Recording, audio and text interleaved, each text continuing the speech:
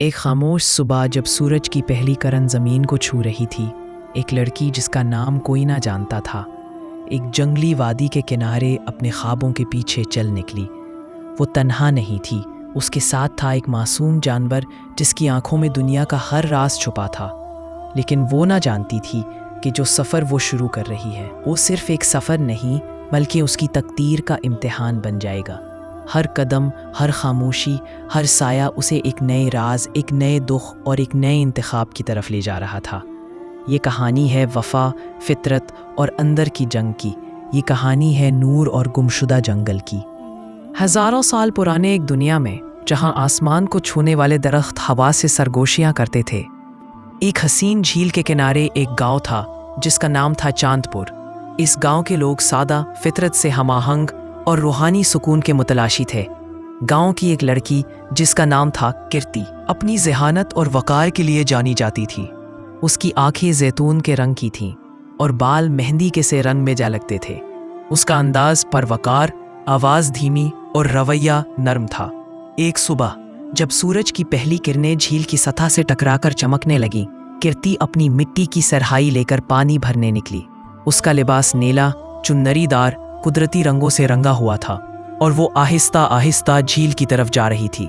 जंगल के किनारे एक चालाक लोमड़ी रहती थी जिसका नाम था रश्मि।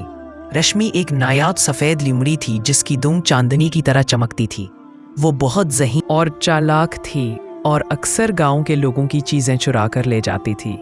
उस दिन रश्मि की नज़र करती के कपड़ों पर पड़ी जो झील के किनारे एक पत्थर पर रखे थे। करती पानी में नहा रही थी और रश्मि ने चुपके से कपड़े उठाए और हंसती हुई झाड़ियों की तरफ भाग गई। करती ने जब शोर सुना तो हड़बड़ा कर पानी से बाहर निकली। मेरे कपड़े कौन ले गया? उसने चीख कर कहा। रश्मि एक पत्थर पर बैठ गई और बोली, अगर अपने कपड़े वापस चाहती हो तो जंगल में मेरे साथ रहना होगा, मेरी सहेली बनकर। करती का चेहरा गुस्से और हैरत से सुर्ख हो गया। ये कैसा मजाक है? मैं एक इंसान हूँ और तू एक लोमड़ी। हम कैसे साथ रह सकते हैं? रश्मि ने हंसते हुए कहा, या तो मान लो या अपने कपड़े भूल जाओ। करती ने इल्तिजा भी की, गुस्सा भी किया, लेकिन रश्मि ना मानी। जब शाम होने लगी और सर्दी बढ़ने लगी, करती ने मजबूर होकर कहा, ठीक है, मैं तुम्हारे साथ जंगल चलने को तैयार हूँ, लेकिन मेरे कपड़े वापस दो। रश्मि ने कपड़े फेंक दिए और करती को जंगल की तरफ ले गई। रास्ते में करती ने पूछा, मैं क्या खाऊंगी? रश्मि ने कहा, जंगल की चीज़ें जो मैं लाऊंगी या चुरा। रश्मि का घर एक गार में था जिसे उसने फूलों, लकड़ियों और खुश्क पत्तों से सजा रखा था। वहाँ उसकी बूढ़ी माँ सूमिया भी रहती थी जिसकी आंखें धुंधली और आवाज़ हल्की थी। करती को देखकर सूमिया बोली, बेटी, मेरी रश्मि थोड़ी सी शरीर ज़रूर है लेकिन उसका दिल नर्म है। कुर्ती खामोश रही लेकिन उसके दिल में एक मंसूबा जन्म ले चुका था। एक दिन जब रश्मि शिकार पर गई, कुर्ती ने सूमिया को किसी तरह बेहोश किया, उसकी खाल उतारी और खुद पर लपेट ली। ये एक कठिन फैसला था लेकिन कुर्ती के पास कोई और रास्ता नहीं था। जब रश्मि वापस आई तो कुर्ती ने सूमिया की आवाज़ में कहा, बेटी, कुर्ती तो चली गई, जाने कब? रश्मि दुखी हो गई और बोली, अगर वो गई है तो तुम भी मुझे छोड़ दो, सब झूठे हैं। रश्मि ने गुस्से में कहा और गार से निकल गई। कुर्ती ने उसी मौके पर गार छोड़ा और तेजी से गांव की तरफ दौड़ी। गांव पहुंचकर करती ने अपने भाइयों विक्रांत और अदिति को सब कुछ बताया। विक्रांत बहादुर था और अदिति दानिशमंद। विक्रांत ने कहा, इस लोमड़ी को सबक सिखाएंगे। अदिति ने कहा, लेकिन एहतियात से। दोनों भाई जंगल गए, हर जगह तलाश की, मगर रश्मि का कुछ पता न चला। कुछ माह बाद करती ने एक बच्चे को जन्म दिया। उसका जिस्म लोमड़ी जैसा लेकिन आंखें करती जैसी जैतून रंग की थी। उसका नाम रखा तारिक। गांव वाले उस बच्चे को तस्लीम न कर सके। विक्रांत ने गुस्से में कहा, यह बच्चा हमारा नहीं, इसे जंगल में छोड़ दो। करती ने आंसुओं के साथ कहा, यह मेरा बेटा है, मैं इसे कभी नहीं छोड़ूंगी। तारक बड़ा हुआ, चालाक और तेज। करती उसे रोज जंगल ले जाती जहां वो दरख्तों पर चढ़ता, फूल सूंघता, लेकिन गांव की नफरत भरी बातें उसके कानों में पड़ती रहती। जब वो 12 बरस का हुआ, करती ने कहा, बेटा, तेरा असल मकाम जंगल है, जा अपने असल को ढूंढ।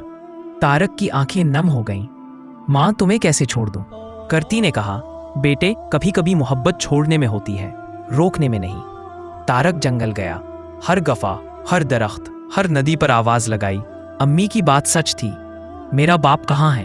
एक दिन वो झील के किनारे बैठा रो रहा था जब एक बूढ़ी लोमड़ी, बाल सफेद और आंखों में गम, उसके सामने आई। तो कौन है? लोमड़ी ने पूछा। मैं करती का बेटा हूं, रश्मि को ढूंढने आया हूं। बूढ़ी लोमड़ी ने कहा, मैं ही रश्मि हूं। मुझे मालूम नहीं था कि मैं मां बन चुकी हूं। आ मेरे बच्चे। तारक और रश्मि एक दूसरे से लिपट गए। एक दिन रश्मि ने कहा, बेटे, आग जलाने को लकड़ियां ला दे। तारक चालाकी से गया और एक बड़े ढेर से लकड़ियां उठाने लगा। वो नहीं जानता था कि वो जाल था। एक शिकारी भूला वहां छुपा था जो नायाब जानवरों को कैद करके बेचता था। जैसे ही तारक ने लकड़ियां हटाईं, जमीन खिसकी और वो गड्ढे में जा गिरा। भूला ने खुश होकर कहा, शानदार शिकार हाथ लगा। रश्मि को ताखीर पर शक हुआ। वो जंगल में निकली और जब बेटे को गड्ढे में पाया, भूला पर टूट पड़ी। उसने उस शिकारी पर ऐसे हमले किए कि वो घबराकर जमीन पर गिर पड़ा। रश्मि ने तारक को निकाला और भूला को बेहोश कर दिया। रश्मि ने कहा, बेटा, याद रख, ज्यादा हासिल करने की ख्वाहिश कभी कभार सब कुछ छीन लेती है। सादगी में सुकून है। तारक ने कहा, माँ, अब हम एक दूसरे के साथ रहेंगे। करती गांव में थी, मगर उसका दिल बेटे के साथ था। वो जानती थी कि अब उसका बेटा और रश्मि आज़ाद, महफूज और मोहब्बत में जीते हैं। हर्ष और जिद, इंसान या जानवर, किसी को भी तबाह कर सकती है, लेकिन मोहब्बत, कुर्बानी और सब्र से जिंदगी में नई रोशनी आ सकती है। और वो लड़की जिसका माजी धुंधला था और ख्वाब बिखरे हुए थे, उसे ना सिर्फ खुद को पहचाना, बल्कि दुनिया को ये सिखाया कि खामोशियां भी बोलती हैं। कभी दरख्तों की सरगोशी में, कभी परिंदों की परवाज में, और कभी एक अनजानी आग की नमी में। ये सफर खत्म ना हुआ, ये तो आगाज है एक नई रोशनी का। कहानी खत्म हुई, मगर राज बाकी है। और जो राज जानना चाहो तो दिल से सुनना और फितरत को पढ़ना सीखो, क्योंकि बास कहानियां सिर्फ महसूस की जाती हैं, बयान नहीं की जाती।